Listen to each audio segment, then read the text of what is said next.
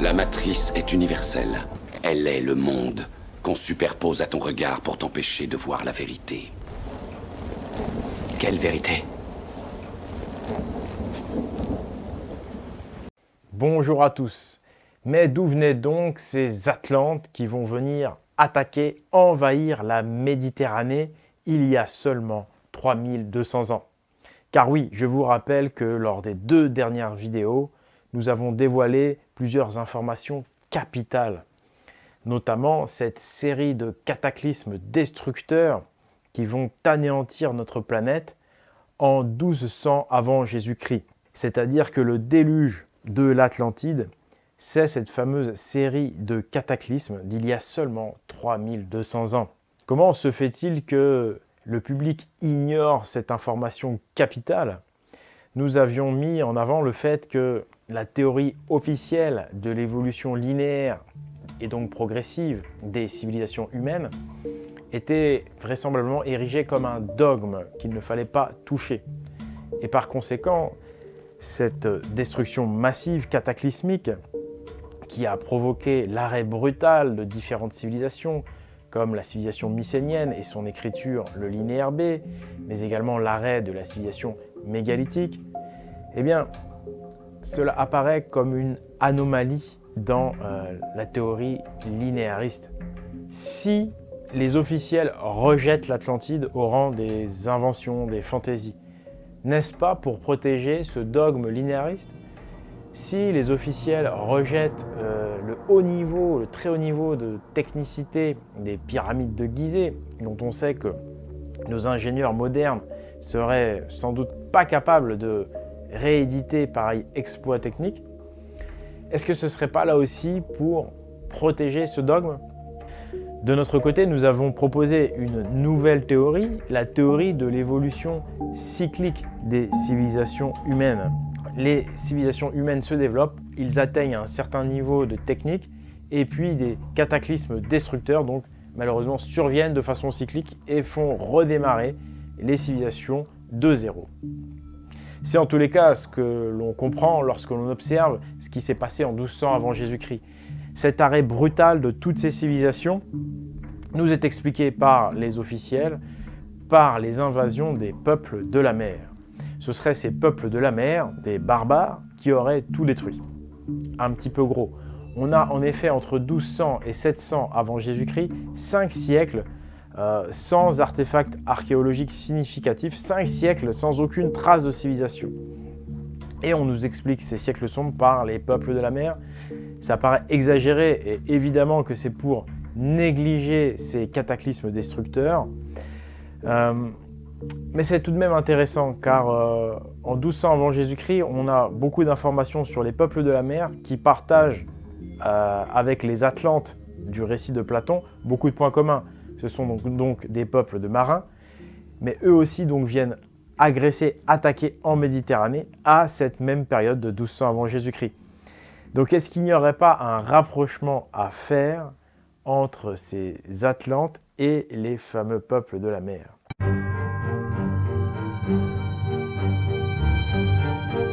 Pour éclairer cette époque obscure, permettez-moi une nouvelle fois de m'appuyer sur l'incontournable livre de Jürgen Spanut, Le secret de l'Atlantide. Les inscriptions des temples et les textes sur papyrus égyptiens les plus longs dont nous avons hérité datent justement de 1200 avant Jésus-Christ. Ce sont surtout celles du pharaon Ramsès III et de son temple-palais de Médine-Abou qui sont les plus importantes. C'est 10 000 mètres carrés d'inscriptions et de fresques à Médine-Abou.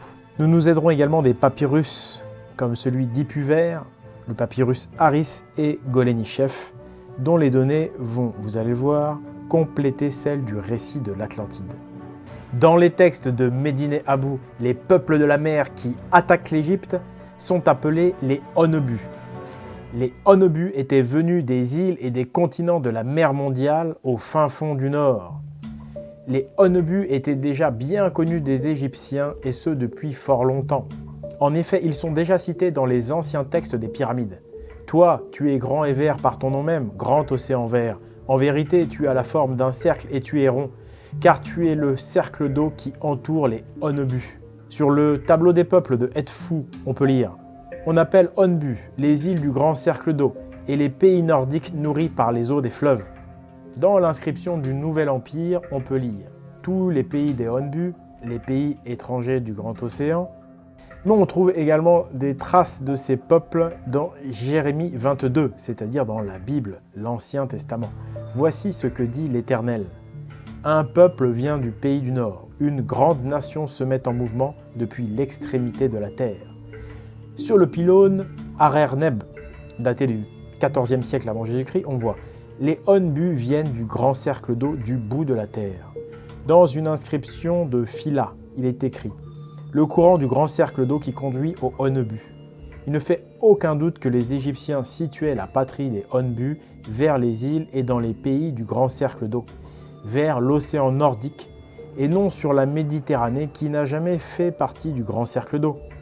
La mer mondiale veut donc dire en réalité océan, et la mer du Nord à l'époque était confondue avec l'océan lui-même, puisque c'est une mer océanique, c'est-à-dire une mer qui possède des marées, alors que la Méditerranée, elle, est une mer à part entière puisqu'elle n'a aucune marée. Les peuples de la mer ne venaient donc absolument pas de Méditerranée, ils venaient bel et bien de l'océan, et plus particulièrement du nord de l'océan, des îles du nord du monde. Les Onbu partageaient un autre point commun avec les Atlantes, c'est qu'ils étaient de grands commerçants connus mondialement, notamment pour leur commerce de l'ambre.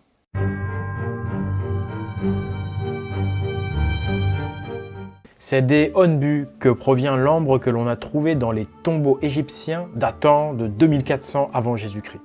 Sur un tombeau de l'époque de Thoutmès III, un pharaon de 1500 avant Jésus-Christ, c'est bien des Onbu décrits comme tous les pays nordiques du bout de la terre qu'une délégation apporta 8943 livres d'ambre jaune.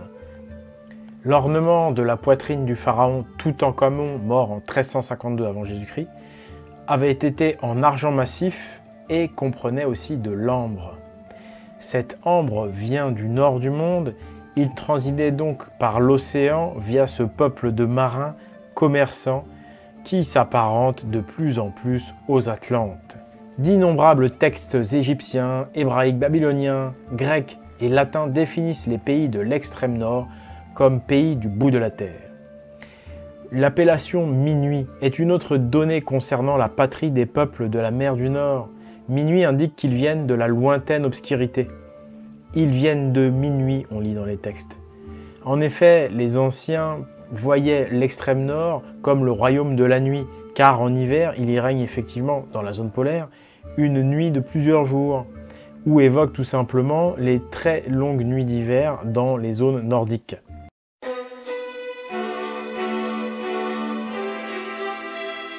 D'autres passages des textes de Médinet Abou disent à propos des peuples de la mer « Ils viennent des colonnes du ciel ». Les Égyptiens croyaient, comme tous les peuples de l'Antiquité, que le ciel reposait sur une ou plusieurs colonnes et qu'elles pivotaient sur leur sommet. Comme l'étoile polaire semble le seul point immobile, tous ces peuples anciens croyaient que les colonnes du ciel se trouvaient sous l'étoile polaire, donc à l'extrême nord. Pour les Grecs, Atlas, le soutien du ciel, personnifie l'axe du monde, c'est-à-dire notre axe de rotation terrestre qui se dresse dans le nord, vers le pôle du ciel. Le récit de Platon dit que la mer et le pays des Atlantes s'appelaient Atlantique d'après le nom d'Atlas. Les Égyptiens appelaient Tat le dieu des colonnes du ciel. Les Grecs le nommaient Atlas, les Germains Irmine. Tous ces peuples évoquaient ainsi le dieu qui soutenait le ciel dans l'extrême nord. Les Égyptiens disaient par exemple, en le faisant parler, « Je suis Tat, le fils de Tat, né dans la lointaine obscurité. Atlas est debout dans le pays des Hyperboréens. » Apollodore 2, 5, 11. Hécatée dit aussi, « Le pays des Hyperboréens se trouve sur la mer Atlantique. La colonne d'Atlas se trouvait bel et bien dans la capitale Atlantis. Souvenez-vous. » Île Atlantis qui sera engloutie en une seule nuit. Au milieu de cette cité, qui se trouve déjà au milieu de l'île, se trouve le temple de Poséidon. Ce temple est fait de plusieurs colonnes, ces colonnes du ciel, Et au centre de ce temple se trouve la colonne principale centrale, la colonne d'Atlas, sur laquelle sont gravées les lois de l'Atlantide. Atlas est le porteur de la voûte céleste. Atlas porte le monde, c'est-à-dire qu'il porte le ciel. On peut ici observer une représentation moderne d'Atlas qui porte la voûte céleste. C'est la colonne du ciel.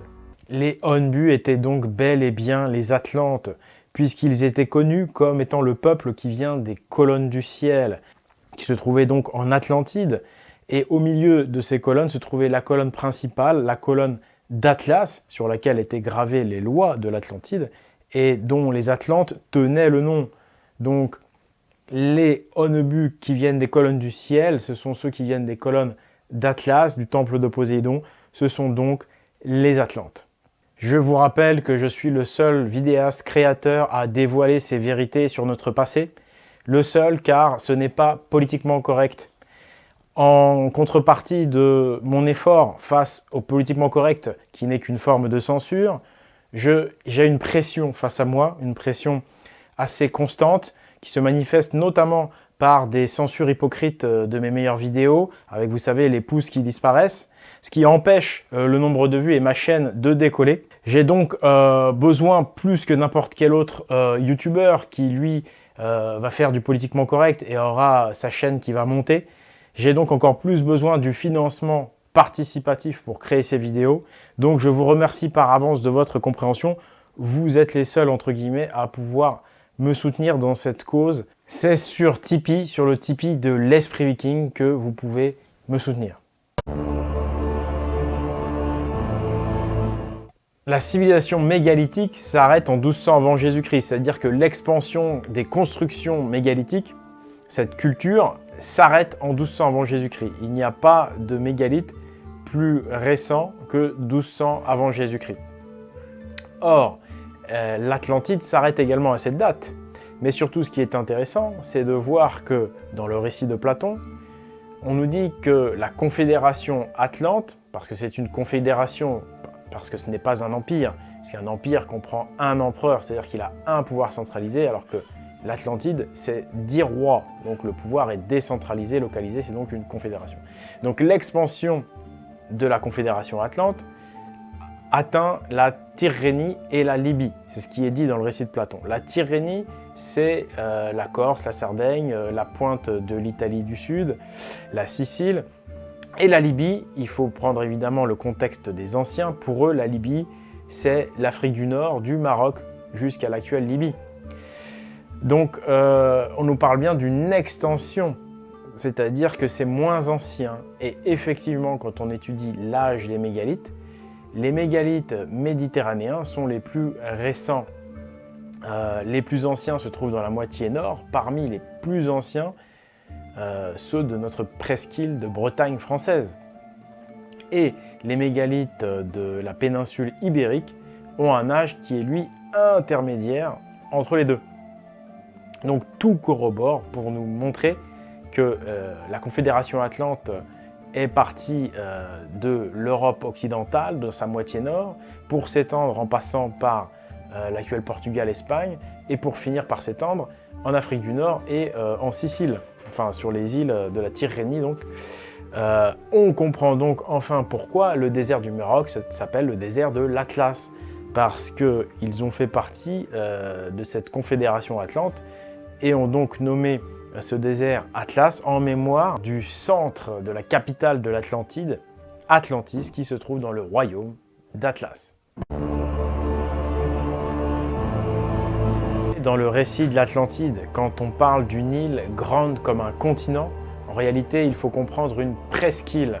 Et oui, si l'on reprend le contexte des anciens, on nous dit donc que l'Atlantide se trouve au-delà des colonnes d'Hercule, c'est-à-dire au-delà du détroit de Gibraltar. Donc une fois qu'on a passé ce détroit, on se retrouve face à l'océan Atlantique. Mais dans la vision des anciens, comme vous l'avez vu, le seul continent qui puisse apparaître, et surtout sur la forme d'une île, c'est l'Europe occidentale, qui effectivement, vue de l'océan Atlantique, peut ressembler à une presqu'île de la taille d'un continent. Quant à ce passage du récit de l'Atlantide qui nous dit qu'elle se trouve en face des colonnes d'Hercule. En fait, cette traduction est discutée. Il y a 3 traductions différentes. Soit c'est en face des colonnes d'Hercule, soit c'est au-delà des colonnes d'Hercule, ce qui est beaucoup plus vague, soit c'est à côté ou près des colonnes d'Hercule. Et là, effectivement, tout à fait, l'Atlantide démarre dans la péninsule ibérique. Donc, il suffit simplement de regarder ça avec la carte des anciens. Et là, on comprend tout de suite qu'il s'agit de la presqu'île de l'Europe occidentale, qui est d'ailleurs la seule à comporter effectivement ensuite de nombreuses îles, comme il est dit dans le récit, que la capitale est une île qui sera engloutie, qui est proche du continent et que proche de ce continent, il y a de nombreuses îles, donc les îles de Grande-Bretagne, toutes ces îles scandinaves entre le Danemark et la Suède, mais également, bien sûr, il ne faut pas oublier surtout les îles englouties de la mer du Nord. Et là, il y en a eu énormément depuis des millénaires, sans oublier que la Bretagne et la Grande-Bretagne elle-même furent jadis englouties. Une partie de ces continents a également été engloutie. Et tout cet espace correspond parfaitement à la civilisation mégalithique. C'est donc dans la partie nord de l'Europe occidentale. Chez nous, en réalité, nous sommes assis dessus, nous avons cherché l'Atlantide partout, mais en réalité, nous sommes assis dessus. Et c'est par ici qu'il va falloir chercher le royaume d'Atlas et cette capitale, cette île engloutie mythique de l'Atlantide. Elle se trouve bien dans le nord, c'est colonne du ciel, cette colonne d'Atlas. Et nous avons même encore d'autres précisions dans les textes égyptiens, des précisions très très précises, c'est le cas de le dire.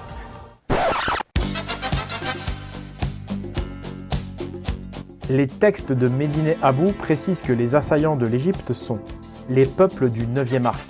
Les Égyptiens avaient divisé le disque terrestre habité en 9 arcs qui sont des équivalents de nos parallèles indiquant nos degrés de latitude.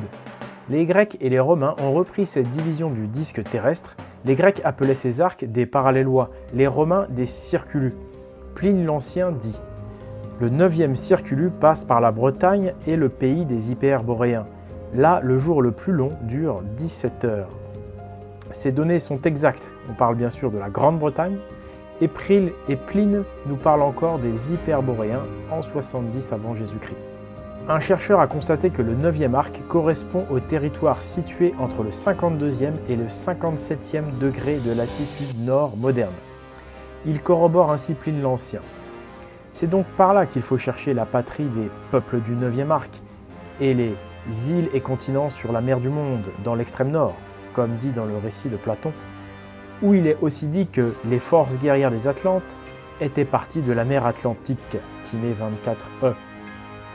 Le nom Atlante vient de Atlas, un nom donné par Poséidon. Poséidon nomma les 10 rois hellénés reçus le royaume central, de qui toute l'île et la mer que l'on appelle Atlantique reçurent leur nom, parce que le nom du premier de rois de ce temps-là était Atlas. Critias 114a. Mais où se trouvait décidément cette île Atlantis ? Où se trouvait-elle exactement ? Je vous promets que nous allons répondre à cette question avec une extrême précision. Dans cet épisode, nous avons surtout utilisé les textes anciens. Dans les prochains, nous allons utiliser des artefacts archéologiques, des choses vraiment tangibles. Quelle était la culture de ces fameux Atlantes ? Avons-nous hérité d'eux ? Y a-t-il quelque chose... Avons-nous encore aujourd'hui dans notre héritage de la culture atlante ? Eh bien, pour répondre à cette question, intéressons-nous déjà au fameux culte du taureau. Vous savez, ce culte qui était effectué tous les 5 ou 6 ans par les rois atlantes, au pied de la colonne d'Atlas, dans le temple de Poséidon. Eh bien, j'ai fait un article sur ce sujet pour bien expliquer ce que cela signifiait. Donc, c'est sur pagans.eu, la signification, le sens du culte du taureau des Atlantes. Allez jeter un œil. J'ai également fait un article sur la théorie de l'évolution linéaire face à la théorie de l'évolution cyclique. Donc n'oubliez pas de vous abonner, surtout ne ratez pas les prochains épisodes. Si vous le pouvez, soutenez-moi sur Tipeee, c'est très important. Et puis bon, vous voyez, hein, on est en train d'enfin retrouver la véritable Atlantide, la dévoiler. Donc n'hésitez pas à diffuser le message, il y a tellement de théories qui sont à côté de la plaque, ce serait bien de remettre un petit peu d'ordre. Et j'oubliais, en parlant de culture, de la colonne d'Atlas ou Irmin, hein, le fameux Irmin ou Irminsul, j'ai fait un nouveau t-shirt, donc si ça vous intéresse, n'hésitez pas à le commander, à le porter. Ça, c'est justement de la culture atlante. Merci beaucoup de m'avoir suivi. C'était donc Oleg de Normandie. Je vous dis à une prochaine fois. Vraiment, ne ratez pas les prochains épisodes. C'est passionnant, c'est génial et c'est capital. Merci, au revoir. Alors, Irminsul, c'est l'équivalent de la colonne d'Atlas, mais c'est également l'arbre sacré des anciens Germains. Irminsul, l'arbre colonne du ciel. Et dans la mythologie nordique, son équivalent, c'est bien sûr Yggdrasil, l'arbre sacré, arbre qu'on retrouve dans beaucoup de mythologies et de cultures anciennes.